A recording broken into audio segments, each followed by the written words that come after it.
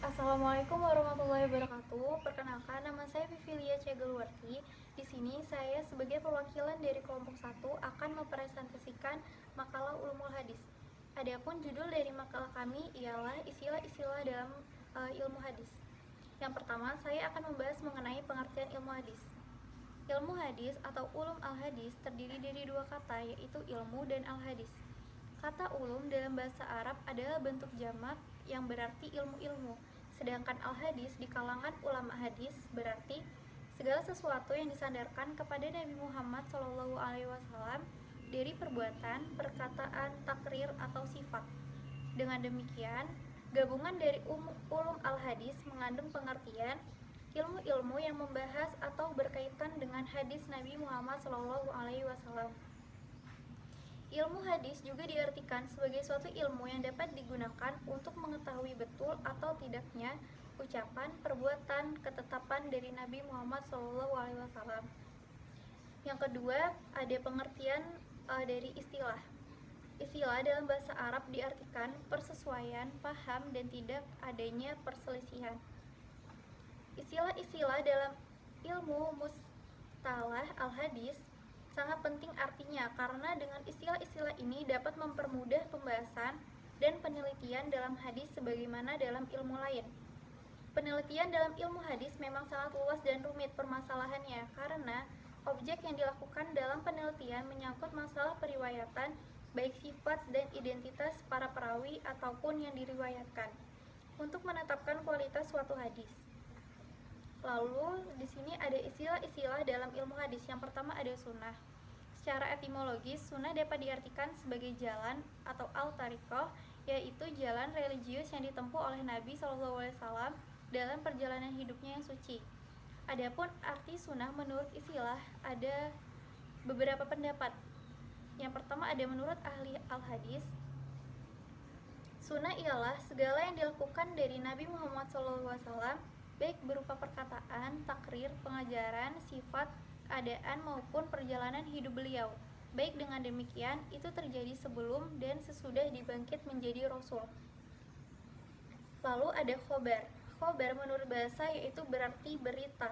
Adapun menurut istilah yaitu sebagian ulama hadis membedakan pengertian khobar dengan hadis, yaitu menyatakan bahwa khobar itu sama dengan hadis. Oleh karena itu, mereka menyatakan bahwa khobar ialah datang dari Nabi, baik yang marfu atau yang disandarkan kepada Nabi, dan yang mauquf yang disandarkan kepada sahabat, maupun yang matfu yang disandarkan kepada tabi'in. Dengan kata lain, bahwa khobar itu mencakup apa yang datang dari Rasul, dari sahabat, dan dari tabi'in. Lalu ada atsar. Menurut bahasa, atsar berarti bekas atau sisa sesuatu. Dapat juga berarti nukilan atau yang dinukilkan. Karena itu, doa yang dinukilkan dari Nabi Muhammad dinamai doa maksur. Adapun menurut istilah dapat disimpulkan pada dua pendapat, yaitu ada atsar sama atau sinonim dengan hadis, dan at-tabari memakai kata-kata kasar untuk apa yang datang dari Nabi, dan at-tahawi yaitu memasukkan juga dari sahabat. Lalu ada sanad. Secara bahasa, sanad diartikan sebagai sandaran atau mu'tamad atau sesuatu yang dijadikan sandaran. Hal ini dimaksudkan karena hadis Nabi disandarkan padanya. Secara istilah terdapat beberapa pengertian mengenai sanad. Dengan demikian, terlihat bahwa sanad itu memiliki dua fungsi. Yang pertama itu sebagai sandaran matan sebuah hadis Nabi, dan yang kedua sebagai salah satu barometer untuk menguji akurasi informasi hadis yang ada dalam jalur sanad tertentu. Dalam hubungan dengan istilah sanad dikenal juga dengan istilah-istilah musnad, dan isnad. Adapun musnid ialah orang yang menerangkan hadis dengan menyebutkan sanadnya, dan musnad ialah hadis yang disebutkan dengan diterangkan seluruh sanadnya yang sampai kepada Nabi SAW.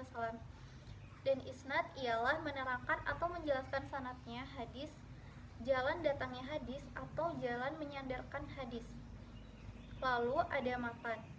Dari segi bahasa, matan berarti punggung jalan atau muka jalan, bahkan atau tanah yang keras dan tinggi.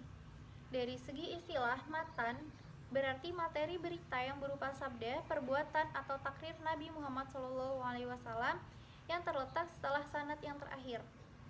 Dan secara umum, matan dapat diartikan selain sesuatu pembicaraan yang berasal atau tentang Nabi, atau juga berasal tentang sahabat atau tabi'in. Lalu ada rawi atau periwayatan. Yang dimaksud rawi ialah orang yang menyampaikan atau menuliskan alam suatu kitab apa yang pernah didengar atau diterimanya dari seseorang guru. Bentuk jamaknya ruwat, perbuatan menyampaikan hadis tersebut dinamakan merawi atau riwayatkan hadis. Sekian penjelasan dari saya, kurang lebihnya mohon maaf. Wassalamualaikum warahmatullahi wabarakatuh.